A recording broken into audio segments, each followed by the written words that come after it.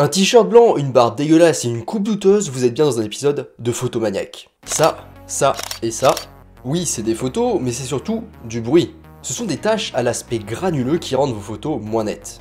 Et révélation, le bruit est inévitable.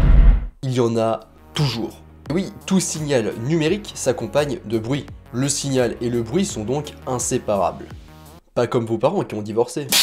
Je vais vous faire une suite de 3 vidéos sur ce sujet. La première, celle-ci, parlera du bruit, des différents types et des causes du bruit. Dans la seconde vidéo, on va voir comment diminuer le bruit. Et la dernière sera un tuto sur Adobe Lightroom pour diminuer le bruit. Vous êtes prêts? On y va! Pour mieux comprendre le bruit, on va faire une petite analogie. Je vous plante le décor. Vous êtes dans votre voiture et vous écoutez la radio. D'ailleurs, si vous faites ça, vous avez sans doute plus de 40 ans et ne regardez pas cette vidéo. Enfin, bref.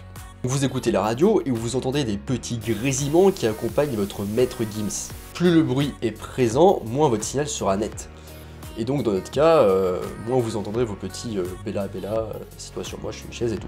Si on en revient à la photo, pour nous le signal c'est la photo, et le bruit c'est du coup les petites taches qui apparaissent. Bruit versus grain. Je vais faire une rapide clarification à ce sujet. Le bruit et le grain sont deux choses différentes. Dans la photo numérique, notre appareil ne produit pas de grain, il ne produit que du bruit. D'ailleurs, si vous voulez, après par la suite, vous pouvez très bien ajouter du grain en post-production sur un logiciel comme Adobe Lightroom par exemple. Le grain, c'est dans le cas de la photo argentique, et il va se produire uniquement lors du développement à cause des différents procédés chimiques. Je vais pas trop m'attarder là-dessus, mais si vous voulez plus de détails, vous pouvez aller voir mon article beaucoup plus complet que je vais vous mettre en description. Alors qu'est-ce qui cause le bruit? Il y a 6 raisons principales, enfin surtout 2 comme on va le voir. On a les ISO qui sont trop élevés, la sensibilité du capteur, la taille du capteur, la surchauffe des capteurs et notamment pendant les pauses longues, un mauvais rapport signal-bruit, et enfin le manque de lumière et une exposition incorrecte. Je vais passer rapidement sur chacune des raisons, mais comme d'habitude si vous voulez plus de détails, vous pouvez aller voir mon article que je vais laisser en description. Première cause, les ISO. C'est généralement la cause principale. Une mauvaise gestion des ISO, et notamment des ISO beaucoup trop élevés. Le cas classique, c'est que vous prenez vos photos, vous regardez vite fait votre écran LCD derrière votre appareil, et vous vous dites que c'est trop sombre. Et là, tout simplement, ce que vous faites, assez machinalement, c'est que vous allez augmenter vos ISO. Ensuite, vous reprenez une photo, vous revérifiez sur votre écran, là vous dites « Ah bah c'est bon, c'est mieux, on voit mieux, je garde comme ça ». Sauf que non, grave erreur. En fait, vous vous rendez pas compte parce que vous êtes sur un petit écran LCD, mais il va sans doute y avoir du bruit si vous faites ça comme ça, à l'arrache. Et se dire que pour avoir une exposition correcte, il faut augmenter en premier ses ISO, ça aussi c'est une assez mauvaise idée. Et oui, les ISO ce n'est pas le premier paramètre sur lequel jouer pour exposer correctement. Il y a aussi le temps de pause et l'ouverture. En fait, contrairement à ce qu'on pourrait croire ou ce qu'on pourrait entendre ou lire, augmenter les ISO ça va pas augmenter la quantité de lumière captée. Ça n'augmente pas non plus la sensibilité du capteur. Ce que ça va faire en gros c'est que ça va amplifier le signal. C'est un peu comme si vous augmentiez le volume de votre radio. Sauf que, souvenez-vous, le bruit et le signal sont comme 2 témoins de Jéhovah qui viennent taper à votre porte. Ils sont inséparables. Donc si vous augmentez le signal, vous augmentez le bruit. La sensibilité du capteur. Si vous êtes curieux, vous allez sans doute lire les caractéristiques techniques de votre appareil photo, et vous allez lire par exemple 22 mégapixels. Ce qui signifie qu'il y a à peu près 22 millions de photosites sur le capteur. Et oui, un capteur est composé de millions de photosites. C'est ce qui va capter la lumière et va permettre de la transformer en pixels. Pour les gens techniciens, calmez vos doigts sur vos claviers. Je simplifie évidemment pour la vidéo, sinon elle serait beaucoup trop longue, et en plus c'est pas le sujet. Et donc plus il y a de photosites, plus votre capteur est sensible et moins vous aurez tendance à avoir du bruit sur vos photos. Mais pas tout à fait. Et du coup, j'en viens à la cause d'après, la taille du capteur. En fait, la taille du capteur, elle compte aussi. Parce que c'est bien beau d'avoir 22 millions de photosites sur votre capteur, et s'il est tout petit, ça n'a pas du tout arrangé votre affaire. En effet, le nombre de photosites seul n'est pas suffisant pour diminuer le bruit, peut-être trompeur même. C'est souvent en effet un argument marketing qui est mis en avant, mais comme je disais, seul c'est pas une information très utile en fait. La taille des photosites doit aussi rentrer en compte. Plus ils sont grands, moins vous aurez tendance à avoir du bruit. Ah oui, parce qu'en fait, plus le capteur est grand physiquement, plus il y a de la place, et plus les photosites peuvent être grands. Et donc moins vous aurez tendance à avoir du bruit facilement sur vos photos. C'est pour ça qu'à un nombre comparable de mégapixels, un smartphone, un appareil photo réflexe ne se sortent pas pareil dans des conditions de basse luminosité. Donc ne regardez pas seulement le nombre de MP, mais aussi la taille du capteur.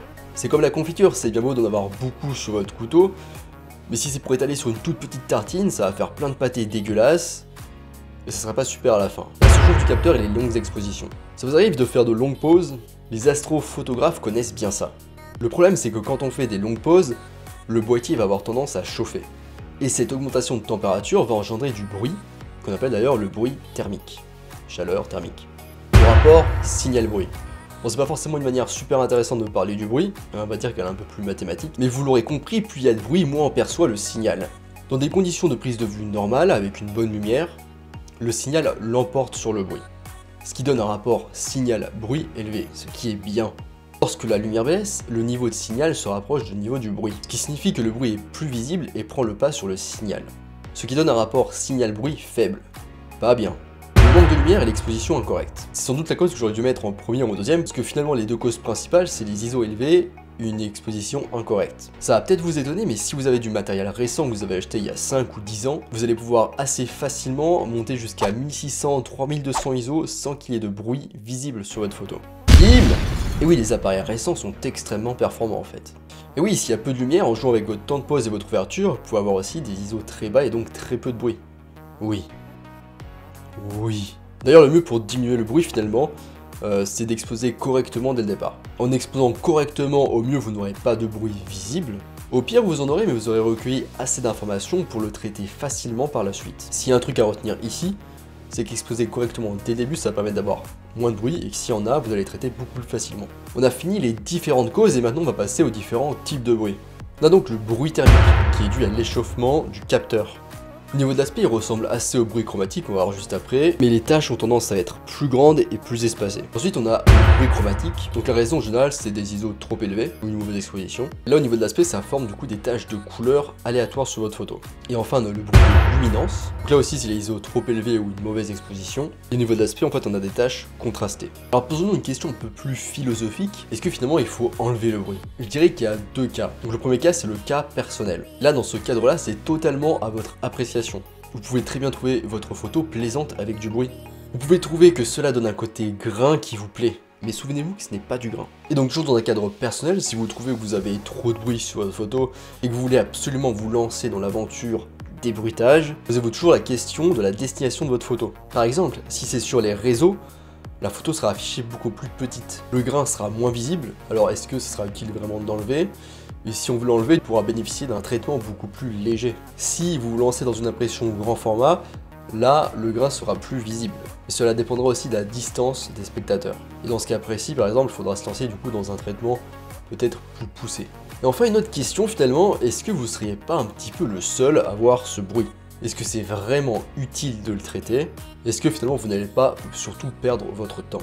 Bref, posez-vous un petit peu toutes ces questions pour savoir si oui ou non il faut enlever le bruit, parce que ça peut être vraiment assez long et demander un investissement en temps assez important.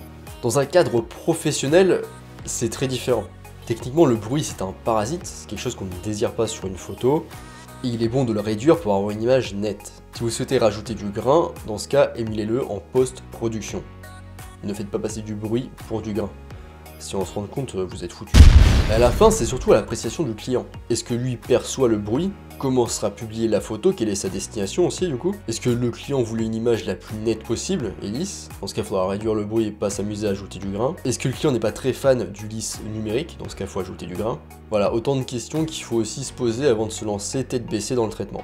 Dans un cadre pro, il faut toujours avoir l'orientation client. On touche à la fin de cette première vidéo. Pour plus de détails, vous avez mon article très détaillé, que je vous mets du coup en description. Et donc là, je vais faire le youtubeur, voilà, mettez un j'aime, abonnez-vous, activez la cloche, laissez votre numéro, je sais pas, votre adresse. Faites pas ça, faites pas ça. Mais bon, le point le plus important finalement, et surtout ce que je voulais vous dire, c'est qu'il commence à refaire chaud. Et donc, s'il vous plaît, n'écoutez pas votre maître Gims à fond avec les fenêtres ouvertes. Merci. Yes. Bon.